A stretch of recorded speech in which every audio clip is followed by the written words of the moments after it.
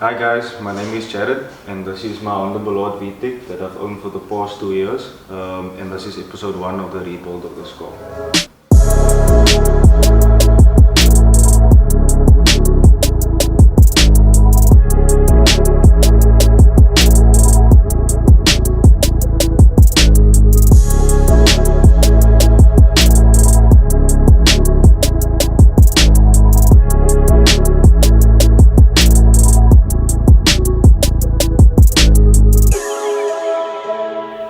I bought the car knowing that the motor had to be done initially, but at the back of my mind I always thought that I wanted to spray the engine bay. So it took us some time, but we eventually got it done.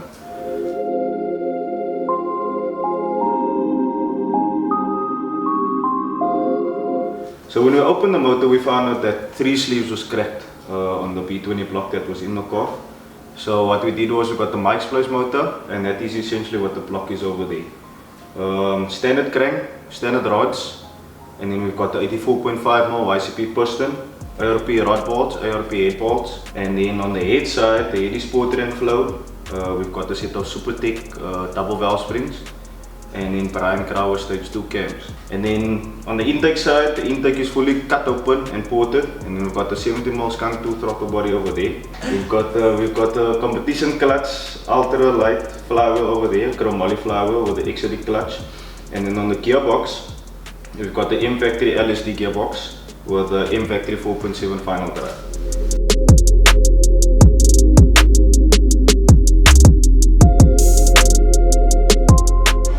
Look, initially the car was B20 Vtec, but it had a 84mm PHK piston which was pocketed. So essentially the only thing that is different with this setup is the YCP piston and then the gearbox and the flywheel.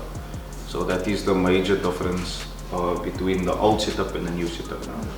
Look, it's a very interesting. I know you mentioned when you bought the car, you knew for a fact the motor has been smoking a bit. Yeah, when I bought the car, the motor has been smoking, and yeah, that is initially why we ended up doing the car. Yeah. And then you also mentioned that the main reason why it took you 2 years to rebuild this motor is because you wanted to do the engine bay reflush. So yeah.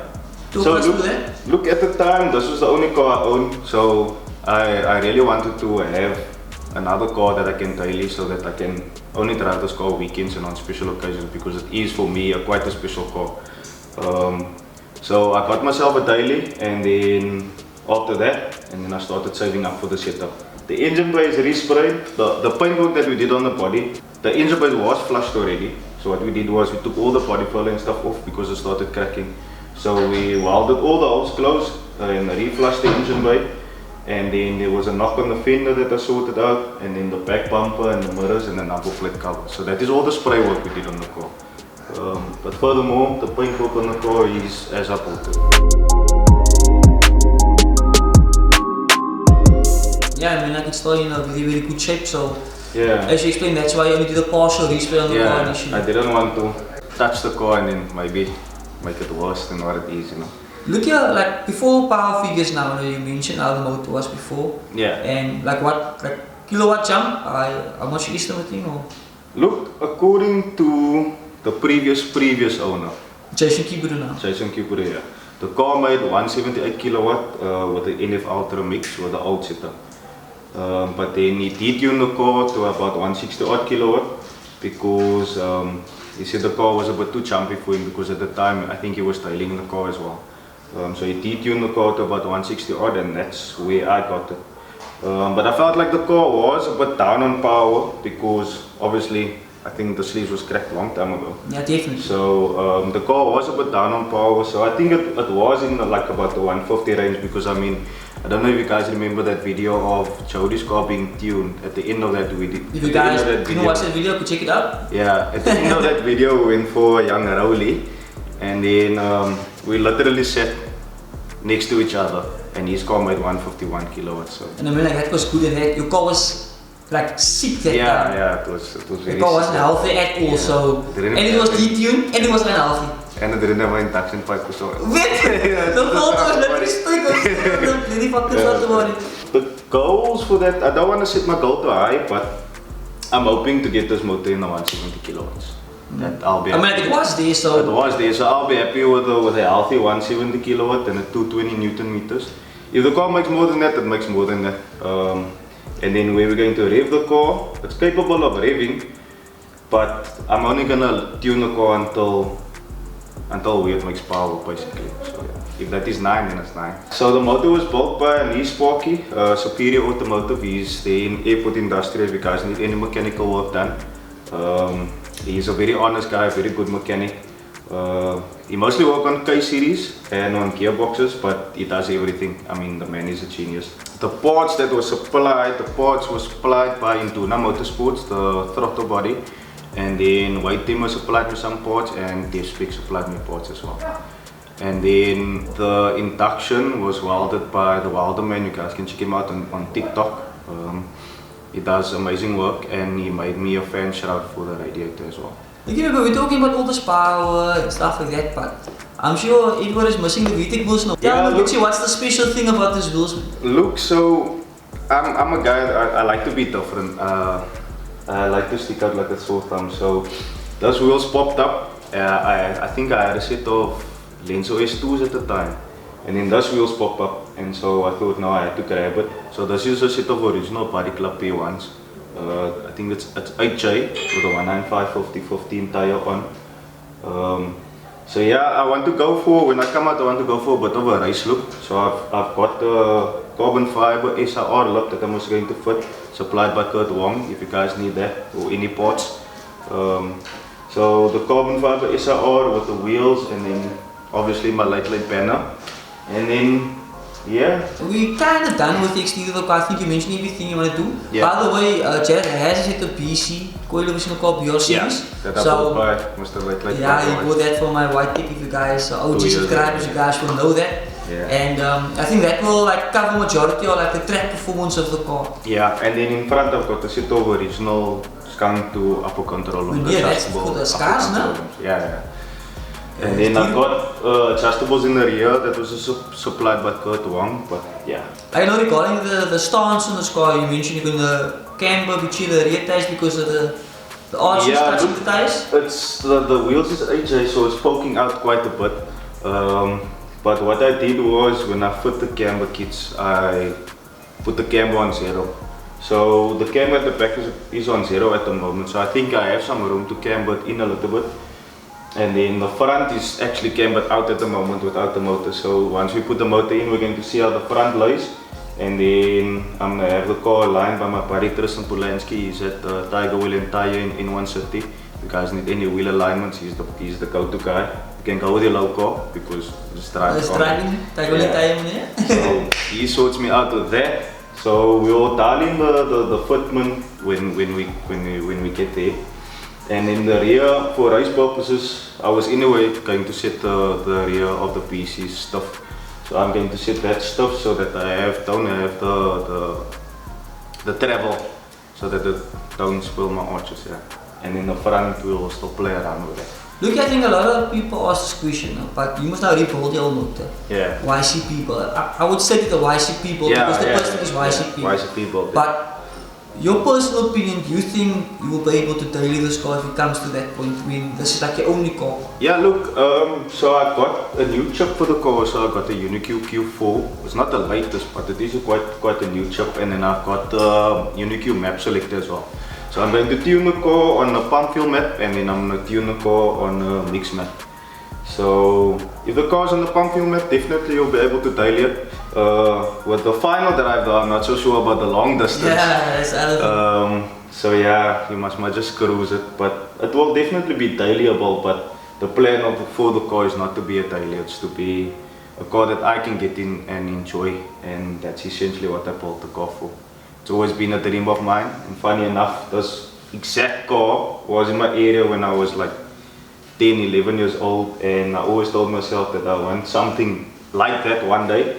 And full circle, I actually got the actual car. So yeah, this car is going nowhere slowly. So if you guys are going to DM me if the car is for sale, it's not for sale. I'm never selling this car. So yeah, No, like I said, it's a childhood dream. I think that in each era there's always that one car. Yeah. But it's okay, like, that was that car in that area. I always told myself I want something like that one day, so I actually got the car, which I'm very grateful for, and I'm very lucky, very fortunate. So yeah, this is my childhood dream. So I'm finally making it happen.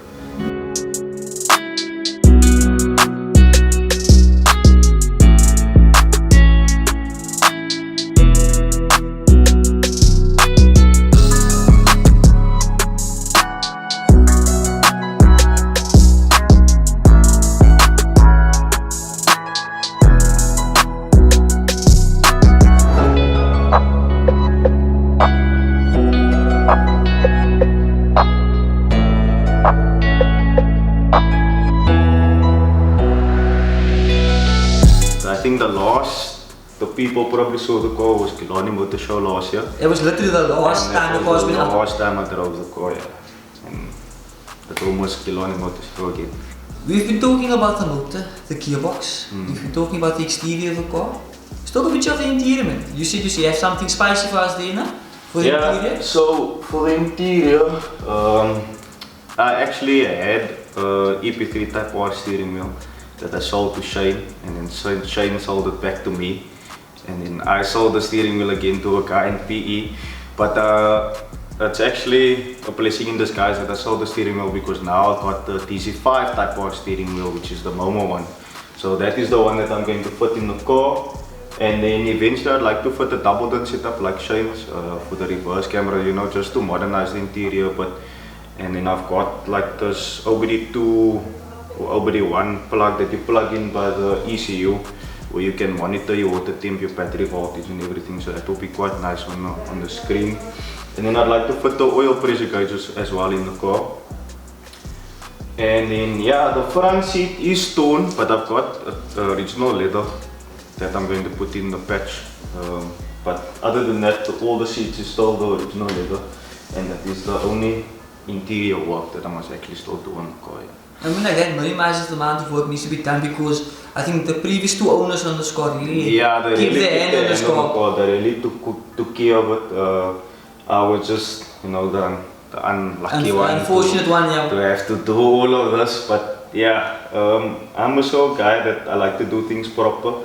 So if it takes me a year to build a car, it takes me a year to build a car. But I just want everything done proper and, you know, be a bit different.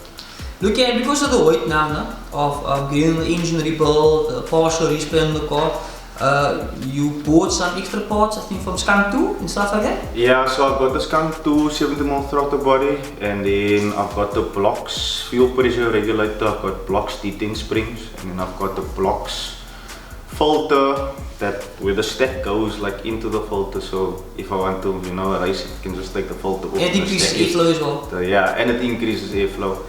And then I've got the 3-core radiator, and then MSD plug leads, and then I've got 89mm induction. So yeah, that's basically the goodies that I've got over there.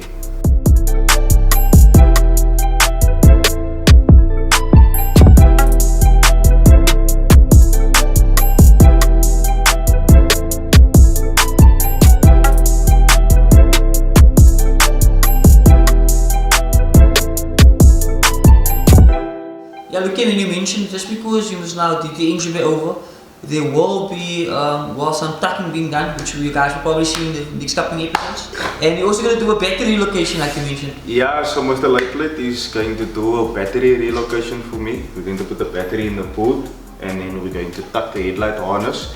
And then the Loom, yo guys. Can't forget about that, no? Can't forget about that. We will literally get into that now. The Loom was, it was in a terrible state, but luckily Mr. Cranford came through for me, the same guy that did Tegan's car, you guys know about that? He rebuilt my Loom, and I mean guys, the Loom is absolutely amazing. So if you guys need any wiring work or any mechanical work, he's also your go-to guy. I think Shane will probably leave his number, if it's okay with him, leave his number in the description down below. Yeah, I think the Loom is absolutely amazing. So yeah, that's all the wiring that we're going to do on the car. From my perspective, look at this car has been like on stuck. on the side and stuff like that. Yeah. Like you mentioned, the engine harness was a bit gross. There were a few wires, Yeah. pistas. Yeah. But with the help of him Yeah. sorting you out now, and I think of the vision of that red Honda we saw at Honda HD. Yeah, Honda look, Cape Town. that thing is on another level when it comes to the wire tuck and how clean that pie is. So that was also an inspiration for me because I mean that car literally stood out for me. The way that engine bay looked like, I mean, really it was amazing. So yeah, we're gonna try our best to do our best, and yeah, like we cleaned up the motor and the box and stuff. So I think it will come together quite clean. No, I think it's going to be a dope series. Yeah. I think that's about it. You guys will definitely see the upcoming videos. If you guys are not subscribed yet, definitely consider subscribing. Yeah. Because this is literally just the first episode or the introduction to the Bolt series. Yeah. to the Bolt series of the car. Yeah. And big shout out to Mr. Jared here for bringing his car to Related Customs for me to see the car. Yeah, no. It's going to be like a series. Comment down below, guys. What do you guys think? Comment down below if there's anything else you guys would like to see in specific, or specifics you guys would like to see, and we can get it done because we are currently in the process of filming the Ballade series of this YCP B20 Vtec, hoping to make, well, I would say 180 kilowatt. Pushing it there a bit, see? But yeah, essentially it should make it, but I don't want to set my goals high. Yeah, I mean, like I think So 170 is a realistic. I'll be more than happy with the 170 kilowatt. I mean, I should be quite competitive at that power level as well. Especially with the box. Yeah, especially with the cheat code over there. So yeah. Kijk, en ik wil net die video afsluiten, man. If there's any VVR owners watching this video, beams, man. Kijk, ik moet nog die shout-outs en goed doen, alsjeblieft. Call-outs, yeah. Alsjeblieft, that call-out stuff, ons we allemaal samen, like live in peace, man, you know? Yeah, man. One big car community. Yeah, one car community, so, because each time I've noticed we're making a video like this, expressing, make example of mods, saying this about the car, or giving away not secrets, but I mean like, yeah, look, I'm very open with what I mean, I have nothing to hide. If I win a race, I win a race. If I lose a race, I lose a race. But I'm definitely coming for you guys. Join me.